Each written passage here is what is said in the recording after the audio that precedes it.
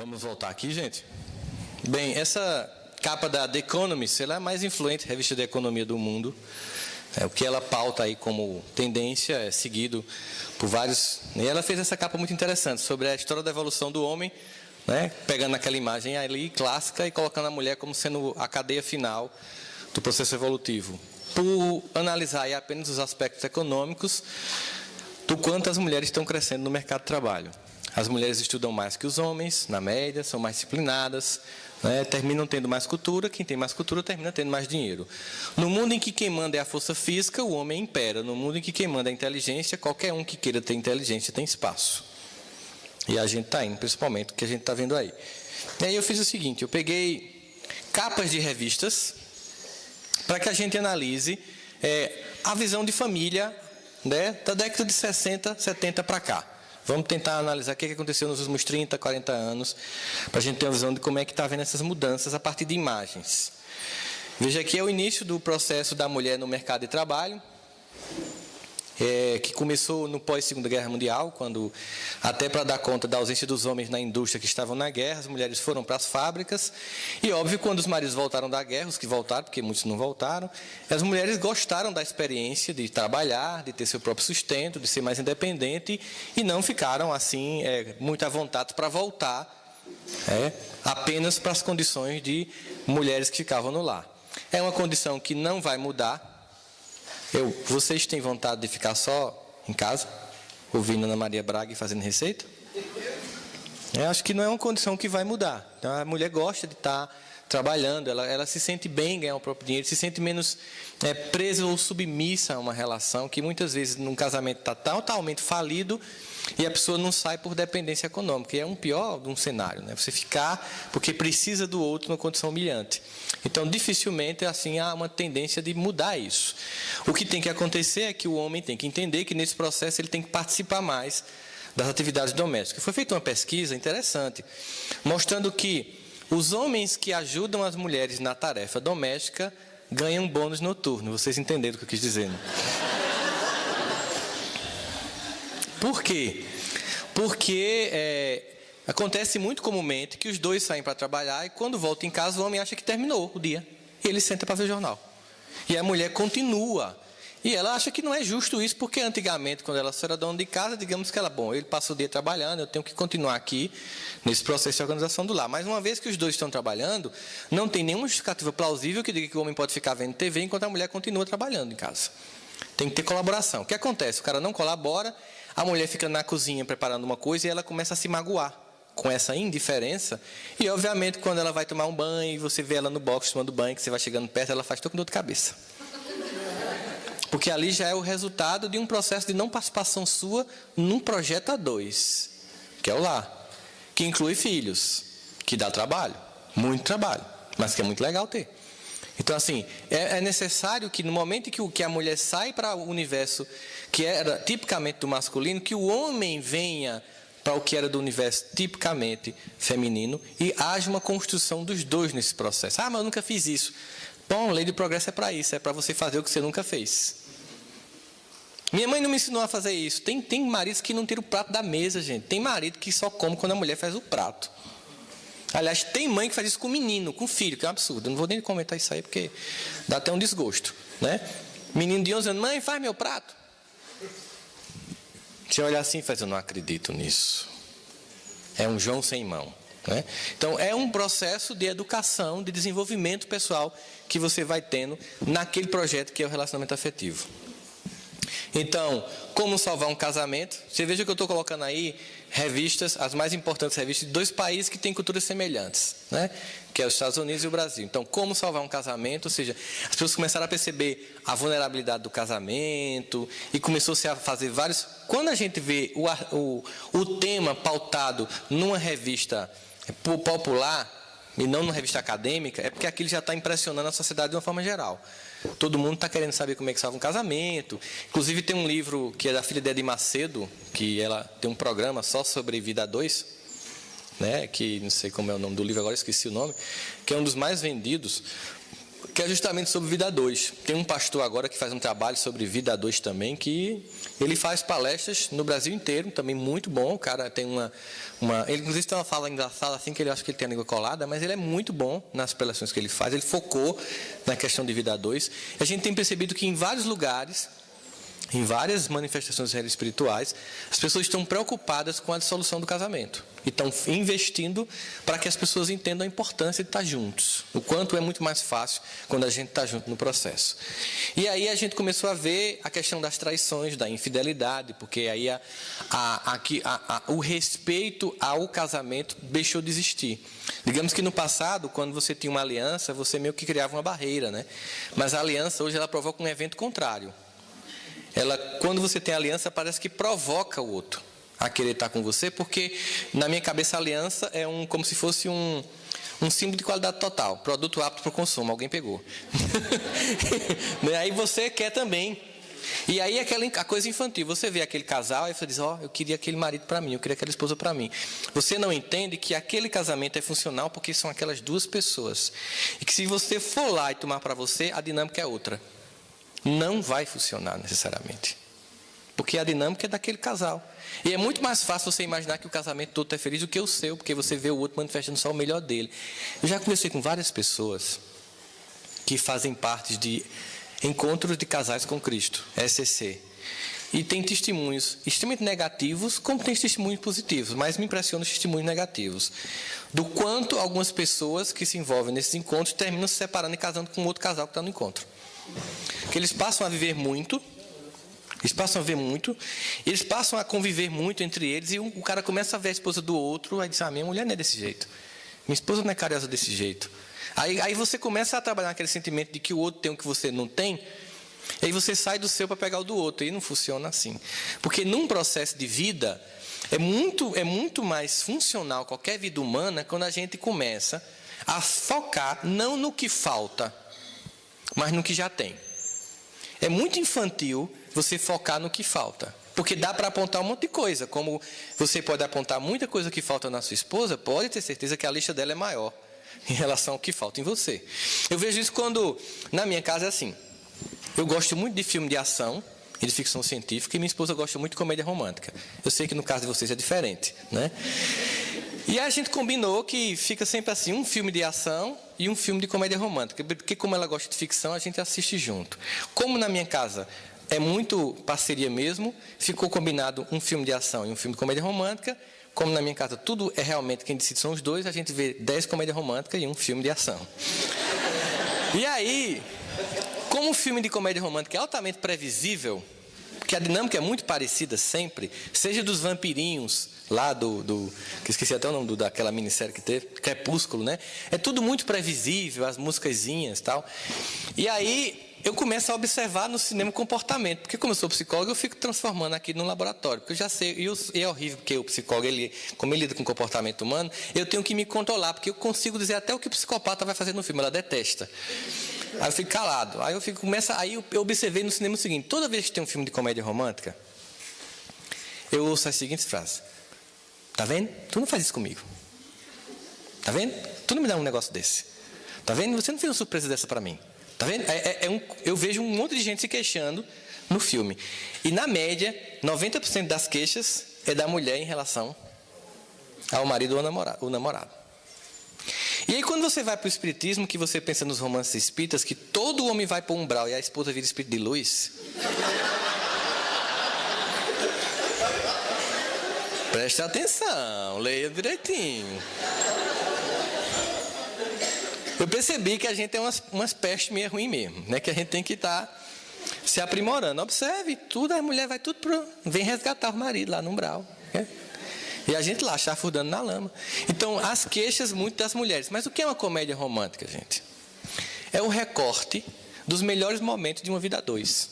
Se você pegar a sua vida e pegar os melhores momentos, colocar dois atores bem mais bonitos que vocês dois para representar, filmado no Central Park, com um fundo musical de Enya, Only Time, por exemplo, fica a história mais romântica e linda do mundo.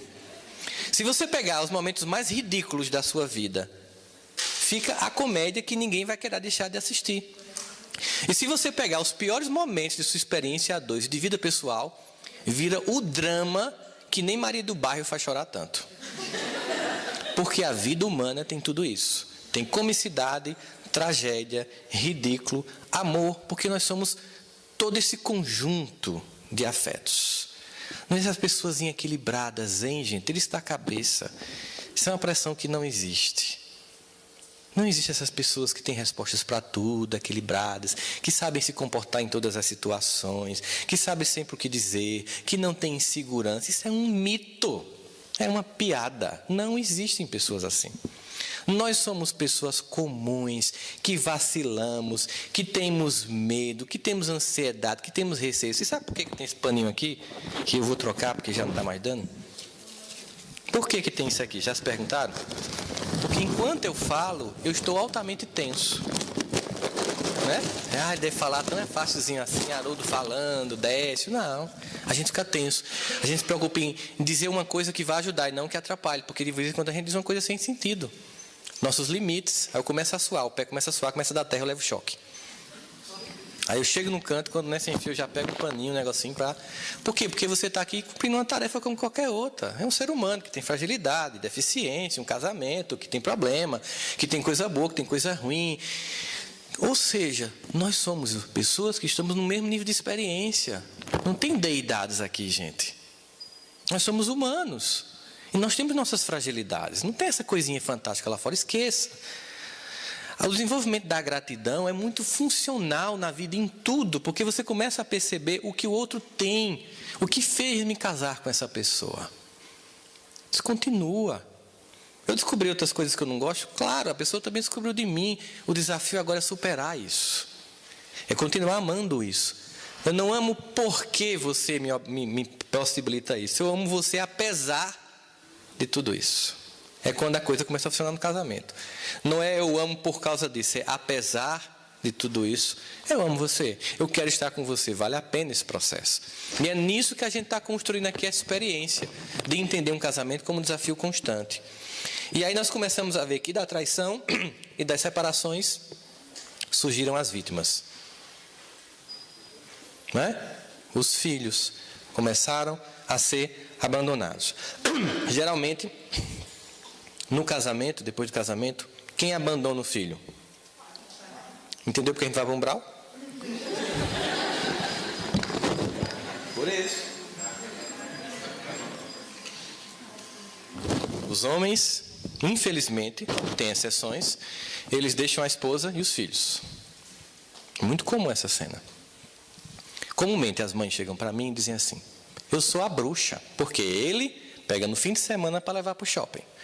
Eu sou quem? Levanta, escova os dentes, fez exercício, desliga a TV, desliga esse telefone, sai do computador, desliga esse jogo. Não, saco. Ai da mãe que não faz isso. Mãe é moedora. Repetição gera aprendizado. Não existe alternativa. Aí a mãe chega para mim e diz: ele vai gostar do pai, não vai gostar de mim. Eu digo: nem pense isso. Pode ficar tranquila. Se ele tiver com o pai e levar uma queda, ele liga para quem?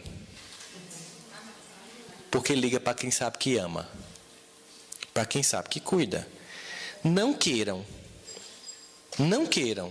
entre a infância e a adolescência dos filhos de vocês, não queiram, nem esperem, nem sonhem o amor dos filhos.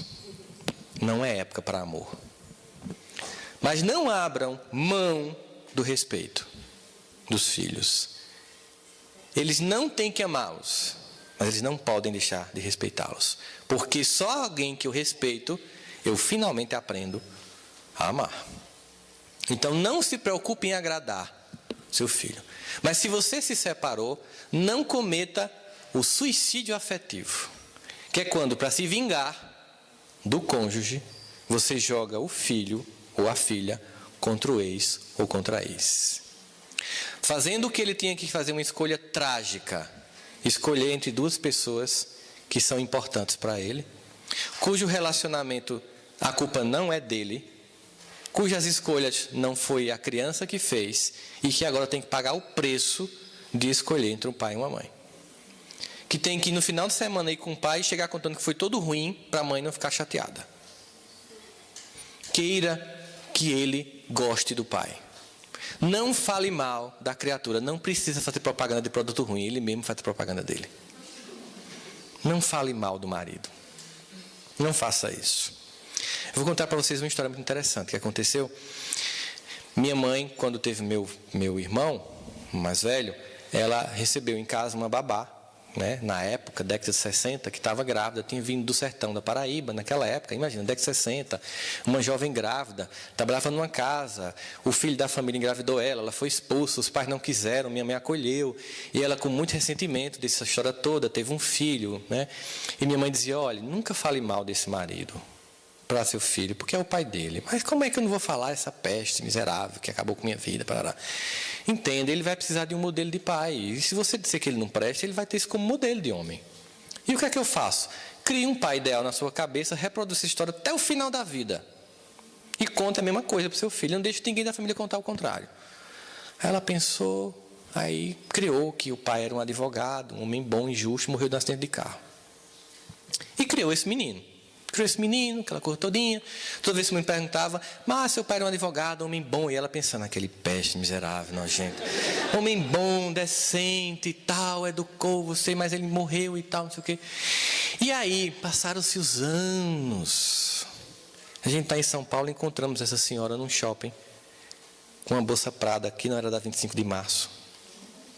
E o filho tinha se tornado juiz federal. E ela disse assim, sabe por que ele se tornou juiz? A minha mãe disse, por quê? Porque ele queria ser igual ao pai. O pai morreu de cirrose, cachaça, lá no sertão. Mas, ouvindo você, eu criei um modelo bom para ele. E hoje, mesmo que eu conte a verdade, não destrói mais, não destrói. Porque quando eu digo que o pai não presta para a criança, seu pai não presta, é um nojento, ele traiu sua mãe, ele não tem condição psicológica de ir para essa guerra, é destrutivo, gente. Fazer isso com o filho é destrutivo. Tanto que se criou uma lei chamada alienação parental. Eu até entendo, você é traída, trocada, cai o padrão de vida, ainda fica cuidando dos filhos sozinho, tudo que você quer é que ele morra no acidente de carro. Né? Mas é o pai dos seus filhos. Então não se vingue do seu ex-marido destruindo na sua filha ou no seu filho a imagem de um pai. Diga que ele é bom, que ele é independente de qualquer coisa, é o pai, que a traição foi de esposa e não de filha, e deixe que o seu filho e sua filha no futuro percebam o que é a verdade. Porque nesse caso o portador merece pancada. Então, é uma pausa que eu fiz para falar de uma coisa que eu vejo muito gritantemente no consultório, e sei o quanto afeta a vida das crianças, certo? Que é essa história da separação. Então, a guarda compartilhada, que é uma coisa que tem hoje em dia, justamente para evitar essa alienação parental. Muitas vezes as mães ficam muito preocupadas. Tem umas que fazem para mim assim, ele não comparece, ele não ajuda, ele não vai, nem no final de semana. Aí eu pergunto assim, esse seu marido, esse seu ex-marido, você quer que seu filho seja igual a ele? Não. Então, veja só, você não pode excluir do convívio com ele. Mas se ele não quiser participar da educação com seu filho, que bom. Agradeça a Deus.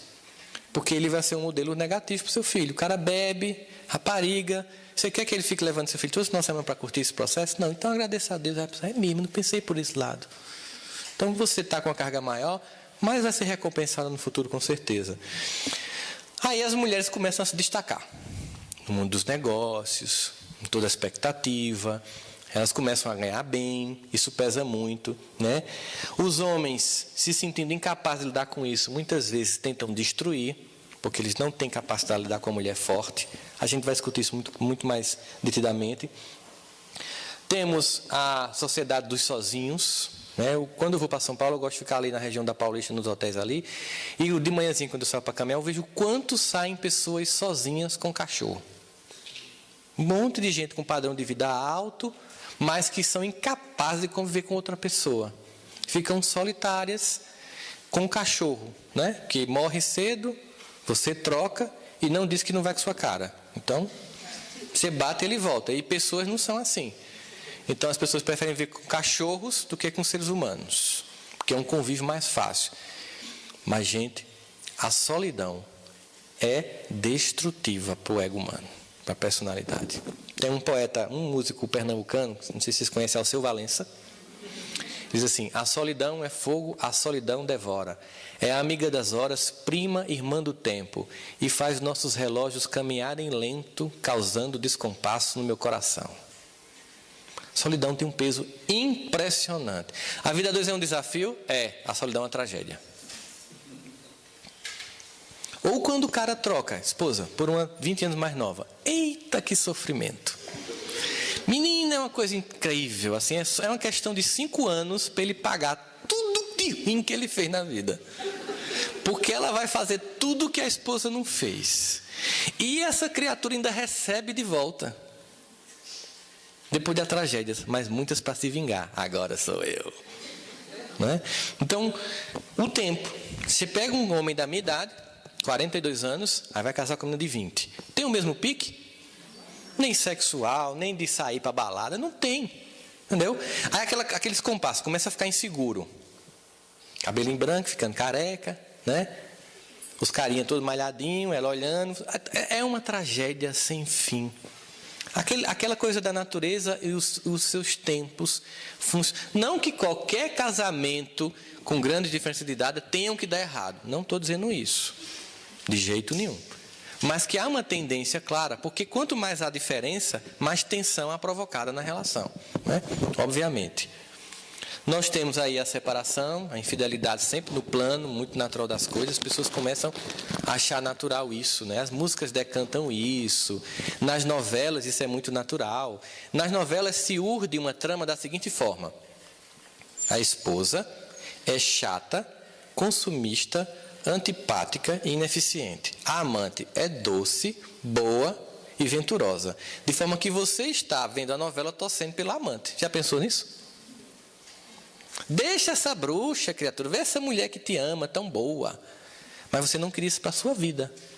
Mas a trama é construída de uma forma que se desconstrói a figura que está dentro da relação e se constrói a figura que está fora da relação. O espiritismo é contra a separação? Não. Óbvio que não. Chega um momento em que a relação está tão desgastada, que os respeitos chegam a um nível tão alto, que é muito mais equilibrado a escolha de romper o contrato afetivo naquele momento. Mas não pense que não vai ter uma oportunidade de você voltar para continuar a construção daquilo. Porque o objetivo de Deus é que a gente se encontre para se amar. Então, se você interrompeu, em algum momento aquilo volta, ou noutra existência, para você conseguir vencer aquilo que você não conseguiu vencer. Isso aí não tem como a gente questionar. Aí as chances de se casar, né? De cada 10 mulheres que se separam, uma volta a casar. De cada 10 homens que se separam, 9 voltam a casar. Não pense que essa estatística é favorável aos homens. Os homens voltam a casar porque não conseguem viver só. A gente tem muito mais necessidade das esposas do que as esposas têm necessidade da gente. Vamos pensar nisso. Os homens voltam a casar porque não tem critério de seletividade. A primeira sem futuro que passa, ele casa. E aí começa a pagar o preço. A mulher fica altamente criteriosa, tão criteriosa que ninguém mais entra como capaz de suprir a necessidade dela. E aí é óbvio, isso aí são radicalizações de dois lados. Se você for esperar o príncipe encantado, vai morrer na janela. Certo? Não existe. Aquela criatura que atende a todas as expectativas de ser assim o macho alfa, né? Ele é gentil, ele é forte, ele é decidido, ele é viril, mas é sensível, faz poesia, lhe dá uma rosa, coloca a capa para você passar, defende os marginais. Não existe. Não existe, certo? As pessoas têm algumas capacidades, não têm outras. Você tem que avaliar o que é mais importante para você, do que falta, do que tem, e topar a relação. Mas aquela pessoa assim fantástica, perfeita, ela não existe. Obviamente que a gente sabe que isso não acontece. Temos aí o homem, que começa a ser chamado para as tarefas domésticas como um grande desafio, se reflete sobre esse novo homem. O poder da mulher que começa a se explicitar também no plano político. Nós temos um aumento significativo da manifestação da homossexualidade no mundo, não porque isso seja um processo epidêmico, mas a sociedade está mais apta a permitir a manifestação da diferença. Então, desde que o mundo é mundo, gente, desde que o mundo é mundo, existe a condição afetiva, o que coloca ela do ponto de vista antropológico histórico, aquilo que existe desde que o mundo é mundo, inclusive no reino animal, prova que é algo que faz parte da natureza humana. Agora, a nossa incapacidade de tolerar a diferença gera conflito. Não é o tema de hoje, não vou nem abrir para debate, porque obviamente que isso ainda vai gerar muita discussão. E o que exige de nós ainda é muita ciência e muita tolerância e respeito para debater esses temas, de qualquer forma, certo? Nós temos aí, agora, as últimas pesquisas que falam isso. Casar faz bem. As pessoas adoecem menos, elas morrem mais tarde quando são casadas. Então, veja, tudo que se diz sobre o casamento como tragédia, na pesquisa vai mostrar o contrário. Você adoece menos, quando óbvio, o casamento está no mínimo de harmonia. Você adoece menos, você envelhece muito mais tardiamente, você demora muito mais a morrer por causa da companhia. Nós temos uma necessidade dos outros, gente. Tem uma necessidade incrível de estar com alguém, de estar em coletivo. Nós somos feitos para a condição de coletividade e fraternidade. Quando você nega isso, você nega esse princípio mínimo de fraternidade e você vai para o só. E o só é destrutivo. Bom, aí a gente vê aí a questão da coisa, dos contos de fadas que ainda existe hoje e os novos status que a mulher tem. Ela busca conhecer-se. O homem ele é muito pouco afeito a parar para refletir sobre ele mesmo. A mulher ela conversa muito internamente. O fluxo de pensamento de uma mulher é muito forte, né? Eu vejo isso na terapia. Você faz uma terapia, uma sessão com uma mulher hoje, semana que vem ela diz: eu passei a semana inteira pensando numa frase que você me disse. O homem faz assim: a gente parou aonde na última sessão? A sessão para ele é naquele momento. Para a mulher, aquele é o pontapé de uma sessão de uma semana de terapia que ela faz com ela mesma, a cada frase que você aventa e descoberta que ela faz. Então, ela conhece mais suas emoções que os homens, né? E elas estão dispostas a desafios da vida. A mulher, eu acho que a experiência de menstruar e sentir toda a angústia, ou do físico, emocional, a labilidade emocional que varia muito grande da mulher, faz com que a mulher seja muito resistente à dor. Veja quando o homem adoece, como é engraçado. Parece que está num processo terminal, uma gripe. Ele faz: você se despeça de mim, meu amor. Está lá, uma febre, mulher ela vai trabalhar com febre, com dor de cabeça. Então a mulher ela tem uma resistência mais à dor que o homem também por isso, né? A gente tem que a mulher tem trabalhado muito no mercado de trabalho, muito fortemente. E o mercado de trabalho tem percebido que essa capacidade intuitiva da mulher é um plus de carreira que o homem não tem. Ela tem os desvios éticos na mulher são mais difíceis do que no homem. Não que não haja mulher que também cometa desvio ético no mundo do trabalho, mas as mulheres têm um compromisso ético na média maior que o dos homens, especialmente no Brasil, certo? Temos que elas estudam mais que os homens. Elas, na média, no Brasil, têm 2 ou 3 anos a mais de estudo que homens. A gente tem visto comumente nos concursos para juízes, hoje em dia, passando de cada 10 vagas, 7 mulheres e 3 homens. Você chega nos cursos de medicina, tem mais mulher do que homem. Chega nos cursos de doutorado, tem mais mulheres do que homem. E aí elas estão ganhando mais do que muitos maridos. Isso tem se tornado um problema para muita gente, que é o que a gente vai falar um pouquinho agora para pontos para reflexão. Lembra das frases iniciais que eu trouxe de Paulo aqui? Mulher, seja submissas a seu marido? Vamos falar sobre submissão e doçura. Muitas mulheres confundem doçura como submissão. Eu vou falar para vocês entenderem isso melhor. Deixa eu pegar essa cadeira aqui para fazer um exemplo. O que é doçura na visão dos homens? Imagine que vocês, meninas, vão para uma festa e encontram um rapaz assim.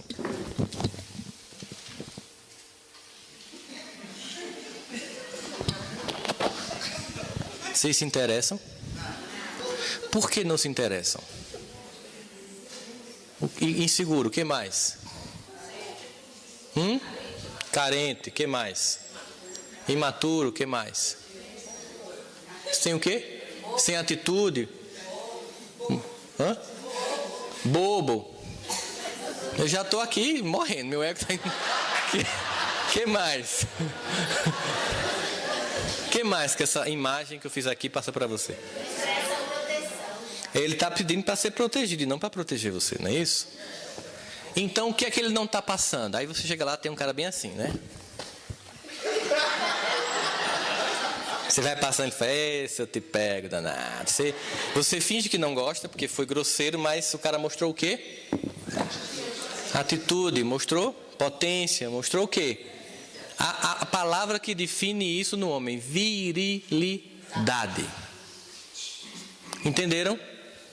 Psicologicamente, a virilidade é tão importante para uma mulher, como a doçura na mulher é importante para um homem. Mas se confunde doçura com fraqueza. Doçura não é submissão.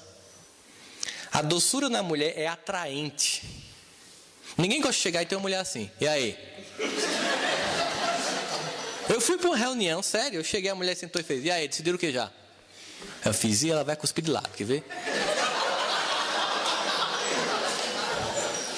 E ela não tinha nada a ver com postura homoerótica, não. Ela era casada e tal. Mas eu digo, rapaz, eu não casava com uma mulher dessa, não. A dinâmica não ia dar muito certo, não, né? Porque a doçura do feminino, ela evoca no homem os mesmos sentimentos que a virilidade evoca nas mulheres. Só que no mundo dominado pelo masculino, para as mulheres se sentirem respeitadas, elas começaram a abrir mão da doçura por entender submissão na doçura e passaram a ter um comportamento de virilidade que no homem afasta. O que acontece é que as mulheres de sucesso profissional terminam tendo casamentos infelizes ou são solitárias. Porque elas agem com virilidade, que é um comportamento masculino que no homem afasta. Entenda, o poder no homem é atraente. Uma mulher poderosa, ela assusta e afasta.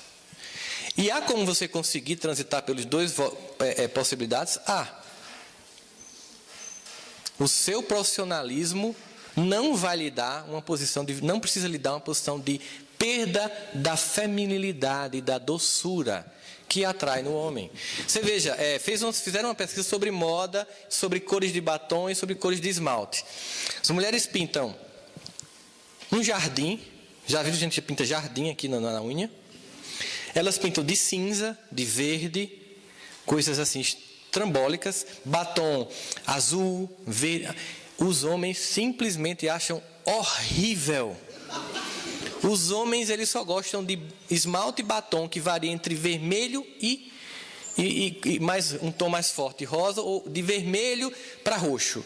Nem roxo, é de vermelho para vinho. É o que o homem acha atraente numa mulher. Não tem outras cores. Esmalte também nessas tonalidades. As roupas que as mulheres muitas vezes usam para impressionar outras, porque é uma tendência que alguém criou e que não é feminino. E os homens não gostam. Da mesma forma que hoje a gente tem os homens vestindo roupa tão rebuscada, né, que você fica sem saber. Porque hoje a proximidade entre a moda gay e a moda masculina é a mesma. Hoje a pauta da moda é a mesma. Então, às vezes, você nem sabe exatamente o que está acontecendo. Obrigado. Sucesso mais paninho para não levar choque, não foi? Valeu, obrigado. Ela está com medo de eu não conseguir fazer a prática de noite no negócio aqui. Doçura, irmão. Tá vendo a doçura? Ó, que coisa encantadora. Isso é cuidado, gente. Ó, coisa simples. Eu vou contar uma experiência que eu tive. Eu fui criado por uma feminista, né? Aí eu fui trocar o carro. Eu precisava de um carro com mais potência de motor, mais estabilidade na estrada, porque eu viajo muito. Aí minha esposa, eu cheguei numa loja em Recife, aí minha esposa fez, não, esse carro chama muita atenção, porque você vai ficar se achando nesse carro, porque eu não sei o quê. E eu, meu amor, eu vou comprar esse carro porque ele é estável. Não, isso é conversa, não sei o que lá. Enfim, eu cheguei na loja, aí eu vou levar esse carro. Não vai levar não, e ficou dizendo para o vendedor que eu não levar. Aí o que acontece com o masculino na hora dessa, que é desafiado? Espírita, criado por uma mãe feminista, vai para as cucuia. Sabe o que acontece? Vem o macho em defesa do espaço. Território. Não, vou levar. O senhor pode separar que eu vou no banco. Pronto. Aí, olha a inteligência dela. Ela percebeu que se fosse continuar a discussão, seria terrível. Eu iria levar todo jeito e a gente ia ficar no climão. Ela ficou na dela, tranquila. A gente foi na Tox Tok, que é uma loja de produtos que vocês sabem que tem aqui em Goiás, também em Goiânia, de produtos de casa. Ela, tranquila, ficou lá em silêncio, ela fez assim: meu amor, pense direitinho, aquele carro, está bom, leve mais não. Pronto, a doçura desmonta você num minuto. Ela não foi submissa, em nenhum momento. Né? Eu depois comprei um outro carro, não precisava daquele carro mesmo. Né? Ela estava certa no que ela estava dizendo, agora a forma foi, na hora, mexendo no desafio. Quando você vai para o conflito, o casamento desanda, porque o homem não cede, gente. Porque nós somos treinados historicamente para o embate. E a gente tem que vencer. O que é a doçura? É a melhor forma de você mandar no cabo, fazendo de conta que ele é quem manda. As mulheres do passado harmonizavam isso muito bem. Elas o que eu vejo num casamento, numa relação a dois, numa relação no centro espírita, na casa espírita, entre trabalhadores? Teve uma frase que mudou minha vida. Você quer ter razão ou você quer ter paz? O que é melhor? É a paz. Então, muitas vezes, eu estou certo. Eu digo, não, fulano, você está certo, pronto. Eu quero estar em paz, eu quero estar aqui na casa espírita, não para conflitar. Não, mas não, você não quer assim? Vai ser assim, não tem problema. Não vou desistir do trabalho do bem porque fulano quer me impor uma condição, não. Eu vou trabalhar, estou aqui por causa de Jesus, não é por causa de fulano. Se complicar a relação, o que é que eu faço? Um espiritur. Eu vou para outros centros até encontrar um que sintonize comigo. Eu deixo o movimento? Não. Às vezes pode ser que a tensão fique muito grande, né? Isso é mais fácil fazer entre uma casa espírita e outra, mas num casamento não é tão simples. Então a doçura é um valor da mulher, como a virilidade é um valor no homem. Então pensem, quando você busca um homem viril, ele quer encontrar uma mulher doce. E não viril no sentido de ter uma atitude tipicamente do masculino. Não é que você vai ser uma pessoa lesa, não, sem atitude. Tem atitude, mas com a doçura do feminino. Você consegue transitar nesses valores muito tranquilamente, muito serenamente. Eu vi uma condição que a gente observa muito claramente, que é a condição eu falei muito já disso aqui, que é a condição da mulher ganhando mais, a condição da mulher sendo importante. Os homens, na média, não sabem lidar com isso. Só tem uma coisa que o homem admite, que a mulher seja mais que ele. O que é? Bonita. Né? Mas quando ela ganha mais, o cara não fica bem. Quando ela tem mais status, o cara não fica bem. É preciso ser grande para admitir e ajudar a grandiosidade de sua esposa. É preciso isso. Precisa envolver virtude. Tem um casal da mídia que eu acho muito interessante, a vida deles dois, que eles são até espíritas, que é Glória Pires e o marido, que é um cantor, o nome dele é... Pronto, Orlando Moraes. E ele fez uma música em que ele revela essa condição dele. Ele diz assim: a mim não importa ser a sombra quando você é a figura, ser a situação quando você é o assunto. Eu nasci para estar ao teu lado, mesmo quando não estamos juntos. Ou seja, está declarando lá, eu não estou disputando o ego de ser a figura de proa nessa família. Você brilha, você é luz, então eu não vou, com vergonha de não ser como você, ou achar que eu tenho que ser como você, deixar de usufruir de ter você na minha vida. Então os homens têm uma dificuldade muito grande.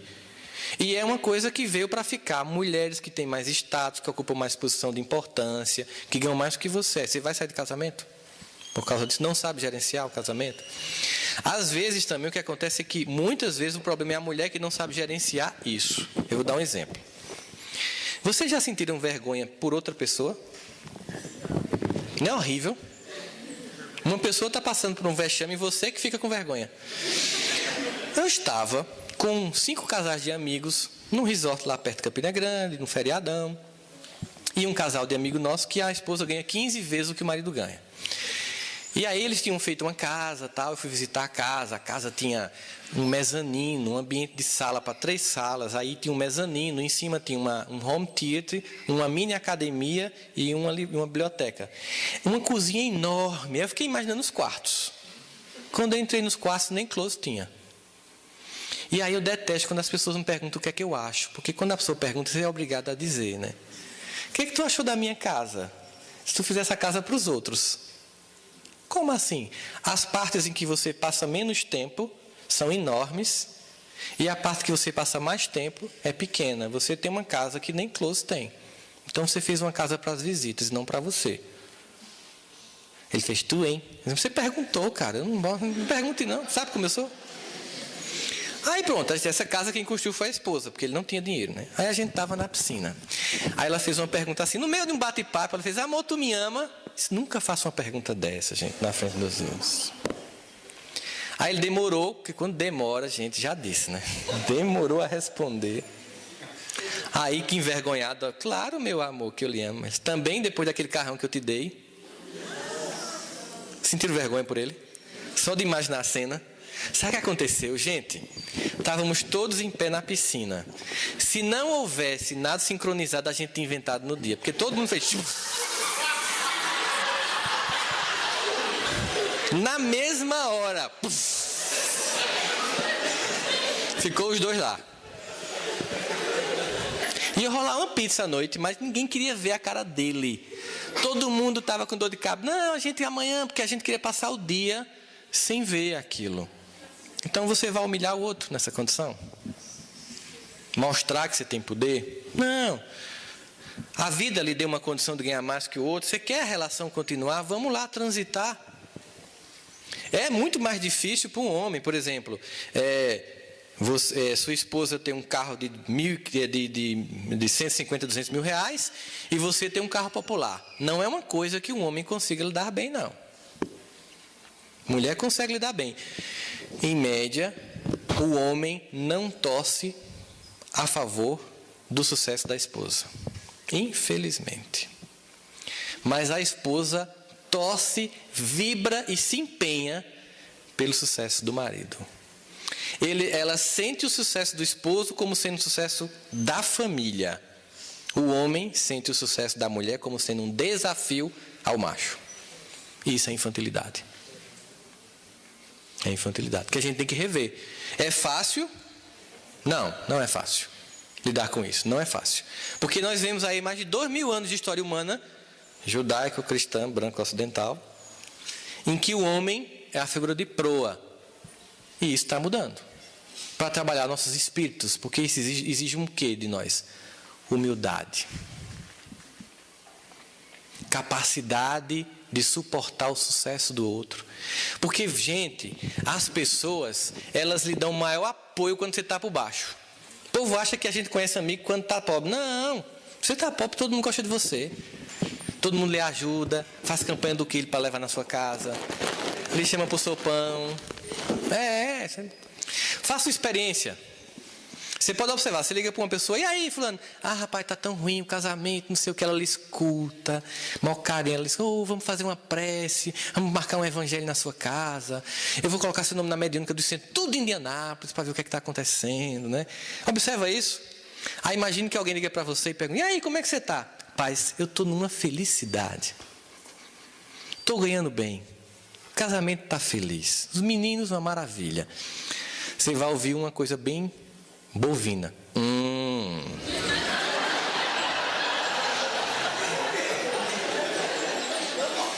Do outro lado da linha.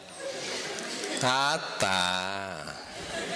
Que é tipo assim, está se amostrando, né? Está querendo me humilhar. A pessoa desliga o telefone. Se você for contactar bem, a pessoa não suporta. Observe, é sério. A gente dá o maior apoio a quem está fraco. É difícil você lidar com uma pessoa que passou de você. Aí a gente inventa que aquilo ali foi roubo, que tem alguma coisa estranha. Porque quando você compra é esforço, quando é o vizinho é ladrão. São artifícios de um ego infantil que não quer enxergar a luz do outro. Isso acontece no casamento. Estimule para brilhar. Estimule. Se você não suportar, você vai ter que lidar com isso, a culpa é sua. Mas não tente tolher alguém para se sentir forte. Não tente destruir alguém para se sentir forte. E mulheres, Não apaguem a luz de vocês para viver num casamento em que a pessoa só lhe ama e respeita se você tiver limite na capacidade de acontecer como ser humano. Porque Deus nos criou para sermos luzes. Tente fazer essa criatura aprender a respeitar o seu sucesso. Aprenda a gerenciar isso. Já teve casos que eu cheguei para a esposa e disse assim: não conte a seu esposo suas vitórias, porque isso está abalando ele. Então ela tinha muitas vitórias que eram no campo profissional, que não eram públicas, que ela começou a manter em sigilo. Ela não conversava no casamento, porque tudo ele começava a criticar. Quando ela contava qualquer sucesso, ele metia o pau. Criticava. Estava sendo ruim. Disse: não, ele não está conseguindo gerenciar seu sucesso. Então, assim, o que você puder não falar, não fale. E aí ela começou a não contar. E você pode chegar um momento que você diga para mim assim: eu não consigo, não tenho um companheiro que eu não possa compartilhar meu sucesso. Mas eu vou lhe dizer mais: não pense que saindo do casamento, porque as pessoas dizem: não, vou sair desse casamento. Como se lá fora tivesse um monte de gente equilibrada ali esperando para um novo casamento. A pessoa pensa isso: não, lá fora tem um monte de gente zen, venha comigo, vai dar certo. Não, tem um monte de gente equilibrada lá fora. Então, lidar com isso é algo muito importante, sobretudo com parte dos homens. Já falei disso aqui agora. Num casamento, quando você pensa no outro para lhe servir, o casamento não vai funcionar. Quando você pensa em eu estar na condição de querer servir o outro, o casamento vai funcionar. Não é o que o outro pode proporcionar por mim que vai fazer um casamento funcionar. O que eu posso proporcionar ao outro que vai fazer o casamento funcionar. Delicadezas simples. Às vezes a gente acha que paga, às vezes o homem é muito tolo, às vezes ele falha, aí compra uma joia bem cara. Quando a mulher não precisa disso. Algumas gostam, eu sei, né? Mas nem é isso que elas esperam. Às vezes um simples: estou aqui, você não pode estar comigo e só estou sentindo falta de você. Pronto, ela passa o dia assim, sorrindo. Porque para ela a importância que ela dá é: ele pensa em mim na ausência, ele lembra de mim. Às vezes você viaja ou vai no supermercado e pega o hidratante que ela gosta. Isso para a mulher tem um símbolo maior do que se você não fizer nenhum gesto desse e depois comprar um perfume de R$500 para ela. Por que significa? Que você sabe que ela usa aquele hidratante, ou usa aquele desodorante, que ela entrou naquele supermercado, procurou e não achou, você percebeu isso, gravou, e quando você viu, você levou. Isso é um gesto de delicadeza, gente. De cuidado, de prestar atenção no que o outro faz. Não dá para você prestar atenção quando elas mudam louro cinza médio 33 para louro cinza médio 32, chega em casa e diz: notou? Aí você: notou o quê? Minha esposa chegou em casa e fez: amor, tá dizendo? Aí eu: isso é horrível, né? Você fica naquele jogo dos 7 erros. O que é que tem aqui de novo? O que dá é desespero. O que é que tem de novo, Jesus? Me ajuda. Meus irmãos, mediuniza alguém para me dizer. Ela disse: não notou? Eu disse: o quê, meu amor? As sobrancelhas. Aí eu fiz: o que foi? Eu fui no spa das sobrancelhas. E tem spa para sobrancelha. Ela tira com uma linha. Negócio bem diferente. Tá bem harmonizado agora. Notou? Aí eu fiz: meu amor, se eu tivesse notado, eu não era seu marido, não. Era o que? Era seu melhor amigo gay. Porque, olha, notar que você foi para um spa das sobrancelhas e que harmonizou a linha, aí você casou com outra criatura. Não peça tanto. Aí tem hora que você leva na brincadeira esse processo. Mas cuidado, zelo, prestar atenção no que o outro está pensando, fazendo, antecipar. Carinho. Carinho é um conjunto de pequenos gestos. A gente fica se planejando para grandes gestos novelescos e cinematográficos de amor e deixa de fazer o cotidiano do relacionamento. É coisa simples. No café da manhã, aquele bom dia. Gente, é incrível. O que falta, a gente sabe o que é. Eu tenho certeza que eu não disse nada aqui de novo para vocês. Nada do que eu falei até agora é algo que... eita, tem que dar bom dia. Não. Nada do que eu falei aqui é novo. Nada. Apenas a gente não faz o que a gente sabe que tem que ser feito e que funciona. Nada. Impressionante. A gente vai deixando de fazer. Dá bom dia, gente. Minha esposa, ela se estressa porque eu vocês já notaram que eu sou meio hiperativo, então eu acordo assim. Eu acordo. E minha esposa, ela reinicializa.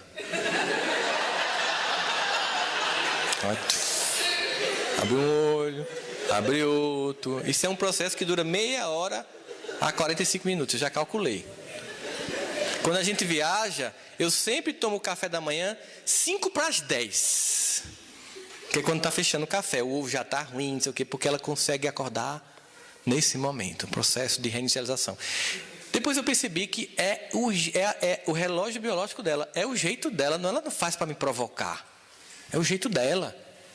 E aí o que eu faço hoje em dia? Eu acordo mais cedo, eu tomo logo café, aí eu vou para a academia, faço uma caminhada, volto, aí eu ligo a TV para começar a reinicializar. Quando ligo a TV, né? E aí quando ela vai tomar café, o que eu faço? Não, de novo não. Eu acompanho ela. Eu vou para o café da manhã e tomo um suco de laranja. Vou lá e sento com ela também. Porque eu consigo tomar café só, mas eu acho indelicado ela tomar café só, então eu vou. Ela não consegue acordar cedo comigo, mas também ela é como eu, vai até tarde. Né? A gente dorme lá em casa 1h30 da manhã, 1 da manhã, só que eu acordo 5h30. Mesmo dormindo tarde, eu acordo 5h30 invariavelmente. Ela não consegue, é o ritmo dela. Por exemplo, se arrumar para sair, vocês sabem como uma mulher demora para se arrumar para sair, gente. É uma coisa impressionante. Primeiro, num guarda-roupa em que 80% do espaço é ocupado pelo universo feminino. Não é? Você fica com 20% que vai se amassando. Vai virando 10, 5. Né? Você tira uma camisa, estava engomada, mas não está mais. Porque as roupas vão adentrando. Mas a necessidade de vestimenta da mulher, em termos de detalhe, de sapato, é muito maior do que a nossa. Você basta um sapato preto, um marrom, né? Um cor de café, pronto, já tem ali para qualquer evento. Para a mulher não, tem coisas impressionantes assim. Quantas vezes minha esposa foi comprar um sapato que eu disse, você tem um igualzinho a essa? Não é igual não. Esse aqui tem, aí era um negócio assim, gente. Um spike, sabe o que é um spike? É uma ponta agora que sai assim nos sapatos. Tem um spike a mais. Primeira vez que eu vim aqui em Goiânia, eu entrei no shopping do Flamboyant. Não, Flamboyant, aquele o maior que tem. Como é o nome daqui? É o Flamboyant, né? Que tem o Outback. Aí eu liguei para ela. Aí a primeira coisa que ela não perguntou, meu amor, como é que tá? Ela fez, aí tem chutes? Aí eu disse, tem. Eu queria tanto comprar o sapato tal, não sei o que, mas sentar aqui é complicado. Não, peraí. Aí eu fui na loja da Schutz e pedi para a moça, tem Wi-Fi aqui? Elas têm. Me dá a senha. Peguei o iPad. Aí a moça começou a mostrar os sapatos na frente do iPad, meia hora.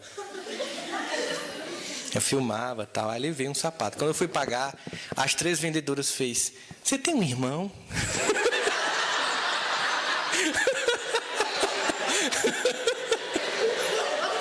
Mas por quê? Porque meu marido nem entrar na loja ainda, que dirá comprar 100 mil um sapato. Eu disse, olha, casamento é um contrato afetivo. Claro que para mim, eu preferia estar... O que é que o homem gosta de fazer? Ir para a loja de informática, né? No básico, a gente vai para a loja de tecnologia, não sei o quê. Mas ela suporta minhas viagens.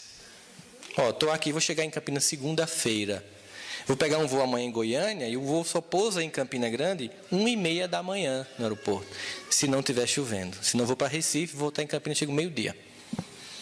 E ela suporta tudo isso. Eu não posso fazer a delicadeza de comprar um sapato com spike a mais para ela. Isso é o mínimo. É o mínimo. Sou perfeito? Vá conversar com ela que você vai descobrir que não.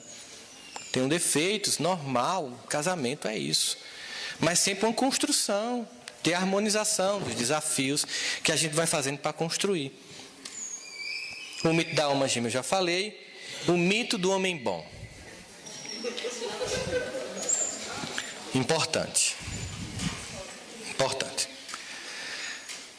Os espíritas sofrem do mito do homem bom. Na média, os espíritas não bebem, não fumam, não traem, né? E eles acham que por isso já são o macho alfa. E que não tem que fazer mais nada para o casamento funcionar. Você quer o quê? Estou indo para o centro espírita, quer que eu vá beber? Não, meu amor, eu quero que você vá para o centro espírita, mas chegue em casa e seja pai, seja amante, seja marido, seja companheiro, me escute. Teve até uma história de uma família que foi para o centro e colocou o colchão na frente no dia da palestra. Aí todo mundo que foi, não é porque papai vai falar. Hoje a gente gosta muito quando ele fala, porque ele é diferente em casa, a gente queria curtir ele aqui. Porque ele fala tão bonito do que é família, do que é casamento, a gente queria vivenciar um pouquinho isso. Por que eu digo que é o mito do homem bom? Porque a maior parte dos homens são tão ruins que se você for um pouquinho bom, você fica uma maravilha. Eu digo que se você não traz sua companheira, se você tem compromisso com Jesus, que bom, que maravilha, mas isso aí tem série, já tem que vir no carro. Tem que ter o extra.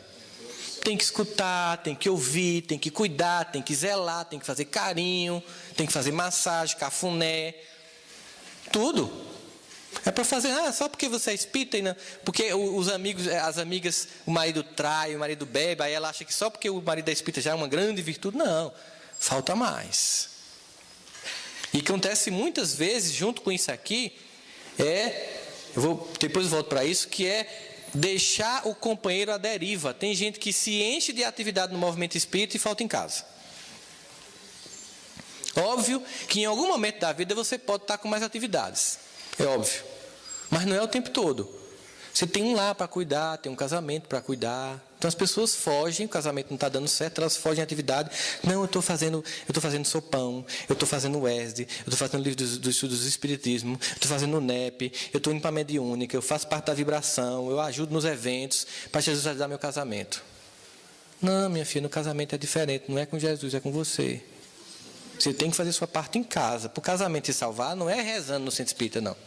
É agindo no casamento. É venciando. Lembra uma figurinha que eu até postei no meu Facebook, que era o menino assim, papai do céu, me ajuda a passar na prova. Aí ele vai, levanta e faz assim, então vai estudar. Salva meu casamento, então vá salvar seu casamento, vá agir no casamento, vá venciar o casamento.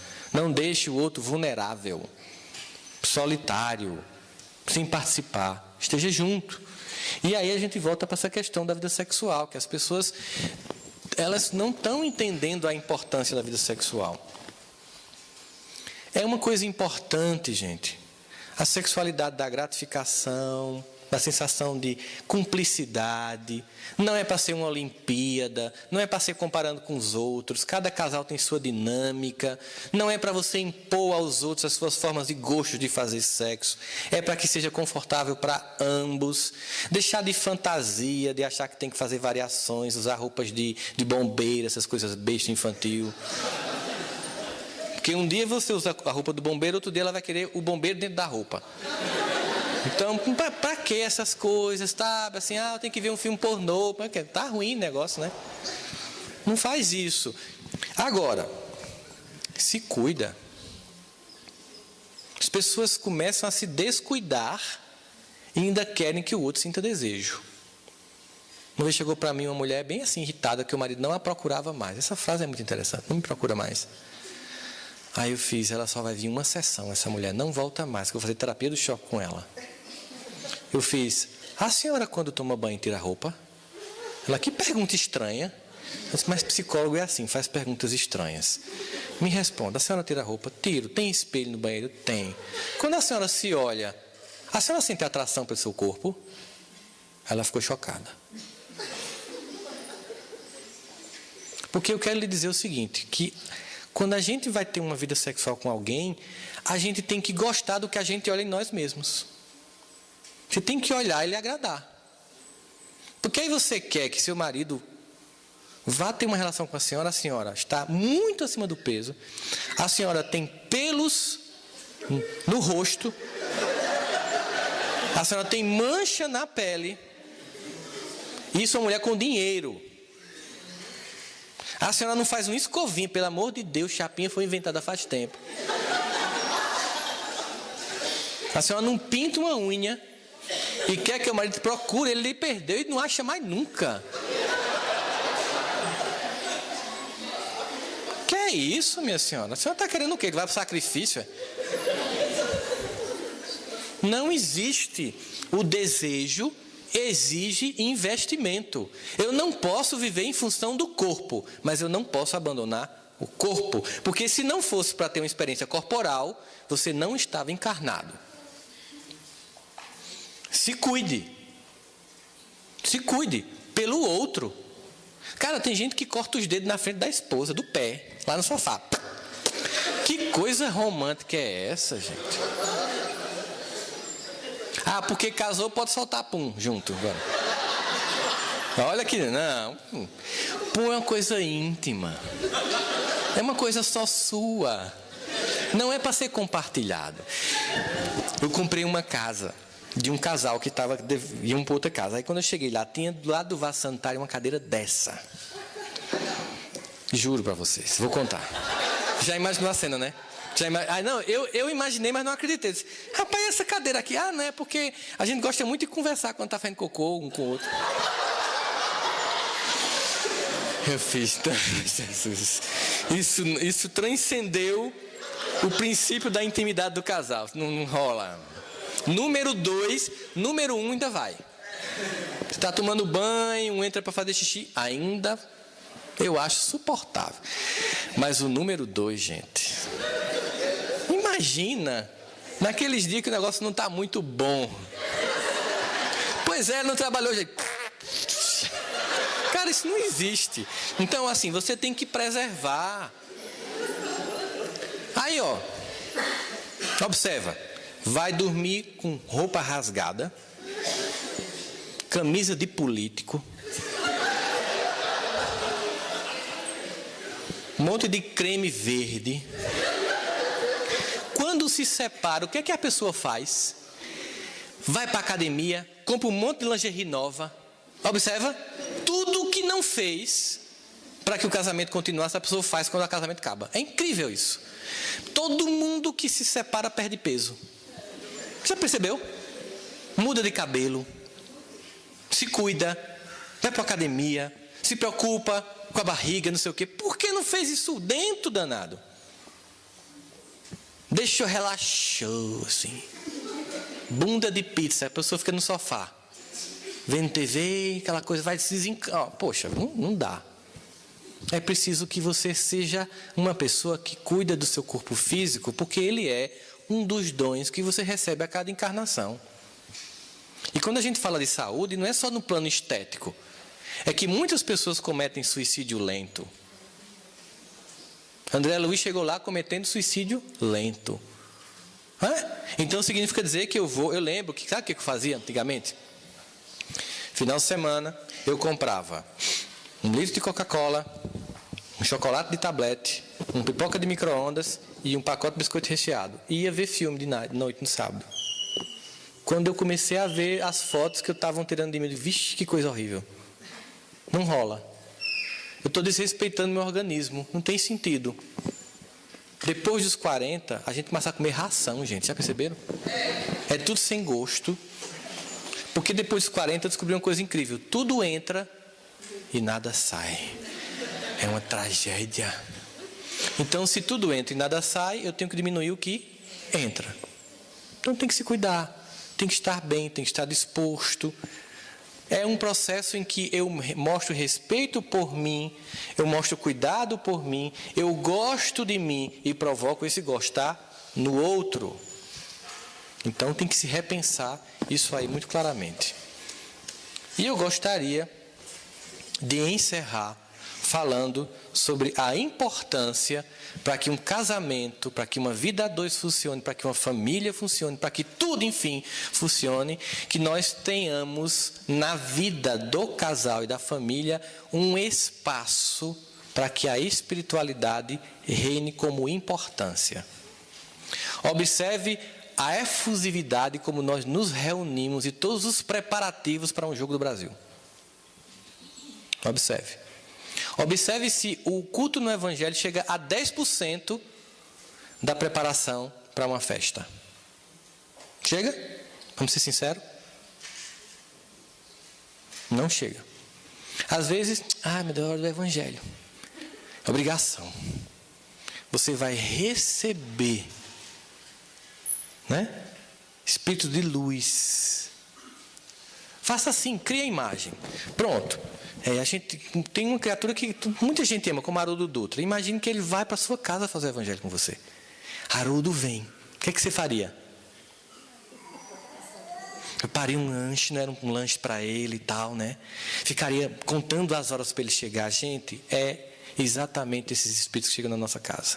Só porque a gente não vê, pense assim, vai chegar almas queridas que se comprometeram a estar comigo no plano espiritual, acompanhando desde que eu encarnei como criança a minha experiência difícil neste momento do planeta.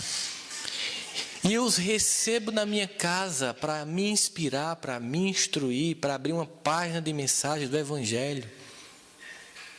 E quando faz cheio de problema. Geralmente, você lê uma mensagem e pensa assim, tomara que ela entenda que foi para ela, né? Porque a mensagem é sempre para o outro. O Evangelho é do... Então a mensagem é para... É igual quem vem para uma palestra e faz assim, a cara de fulano, ele devia estar aqui.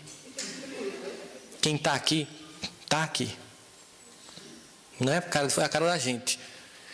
Aí o filho entra na adolescência e começa a lhe questionar no Evangelho. Que é isso, menino? Não, faça um Evangelho, abra, vamos debater, meu filho. Não, porque eu acho isso um absurdo. Não se irrite. Faça um Evangelho para adolescente. Com debate, com discussão. Ele vai trazer um negócio do filme. Mostre que o Evangelho explica tudo. Mostre que o Evangelho é capaz de explicar os fenômenos de massa. Mostre que você pode discutir sobre o filme dos vampiros, sobre a minissérie que ele está assistindo Game of Thrones. O que entenda o universo dele, traga para o Evangelho. É criança, faz o Evangelho na cabaninha.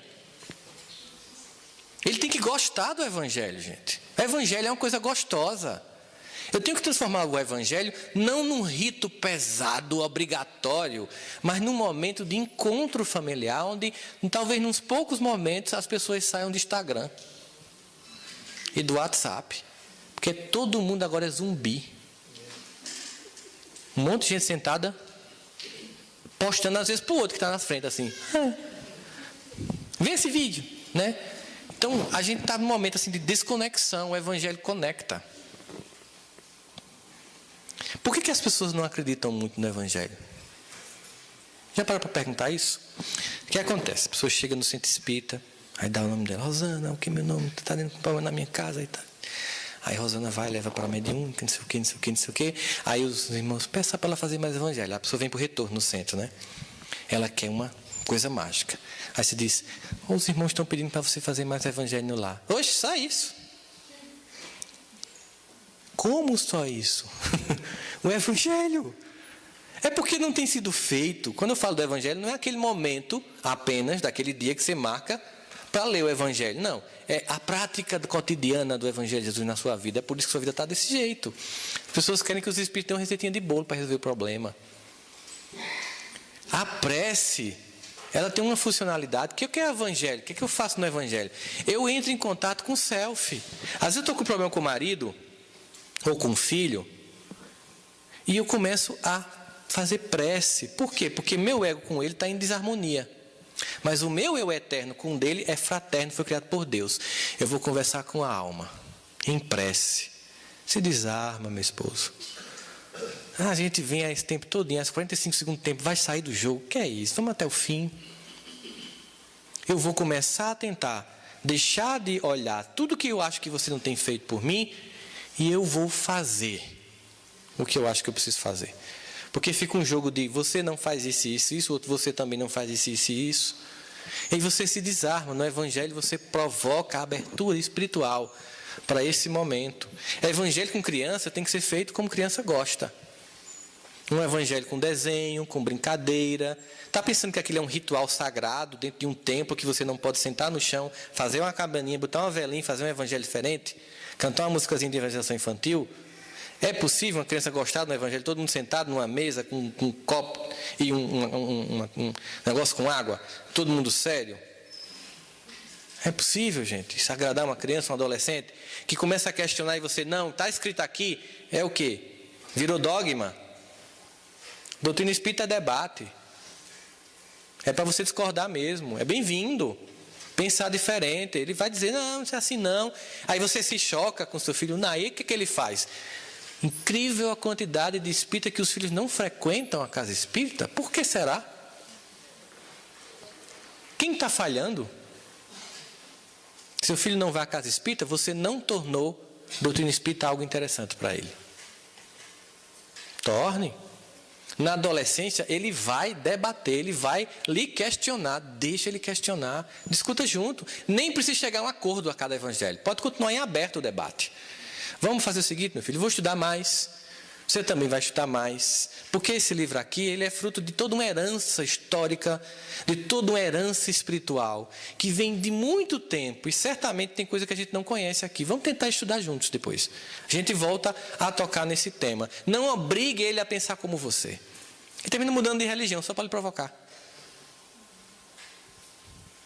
E geralmente vai para uma que vai dizer que você vai para o inferno, na média, né? Só para espicaçar você. Torne atraente. É um ambiente extremamente importante, fundamental. Eu queria terminar, primeiro agradecendo a presença de vocês hoje, né? Foi muito agradável. Embora a gente não um seminário, uma palestra, você fala mais do que você escuta, mas a gente aprende, né? Não deu espaço para um debate. Em outra oportunidade a gente pode fazer isso. Eu queria terminar com uma música que eu vou apresentar para vocês aqui. Não se preocupem, eu não vou cantá-la, fiquem tranquilos, né? Que é do grupo Acorde. Não sei se vocês conhecem o grupo Acorde. É um grupo lá da Paraíba, de João Pessoa, né? E o principal cantor desse grupo é o presidente da Federação Espírita da Paraíba, Marco Lima. E essa música que eu vou apresentar, quem está cantando é ele, e foi composta por ele e um querido amigo que é da minha instituição espírita lá de Campina Grande, chamado Oscar de Lira, que Ivana conhece muito por telefone, porque ele fica fazendo as combinações dos eventos aqui de Goiás e de Campina ao mesmo tempo com Ivana. Eles fizeram essa música sobre família. Eu vou projetar a letra e colocar a melodia para vocês verem como essa música é linda e é tocante com relação à família, certo?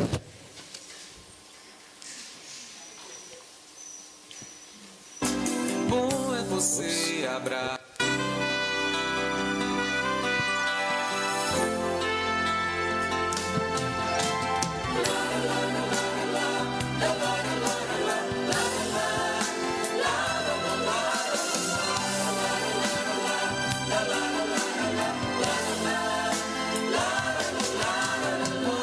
Pessoas sofrem por não ter ninguém do seu lado. Quantos casais se perdem no vazio por estarem separados e deixam-se levar nos desatinos e sentem falta do amor. Olham pra si e veem que estão sofrendo,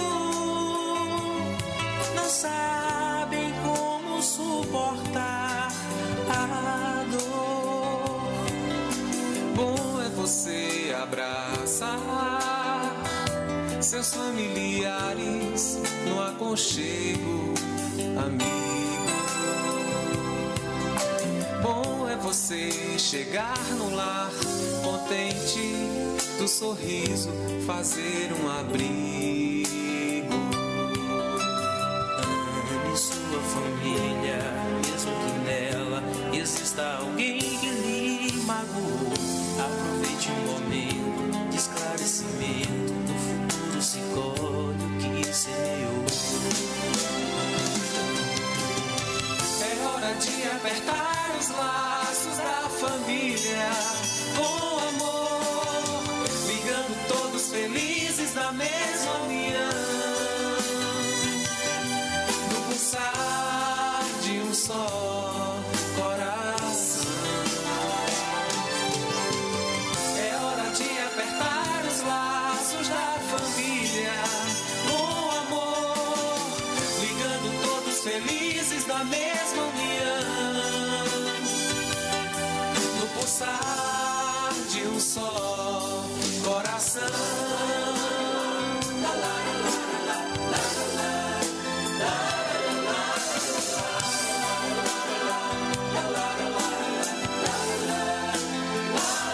Vamos lá, ó.